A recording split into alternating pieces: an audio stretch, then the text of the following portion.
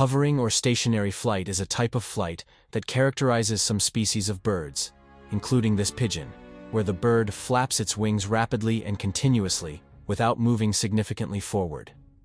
The bird appears to float in place in the air, as if it has complete control over its position, which gives it the ability to stay in a specific place without having to land.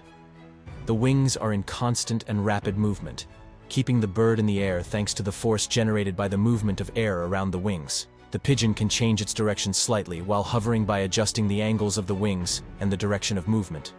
This ability helps it stay in place despite the wind or when identifying a specific target.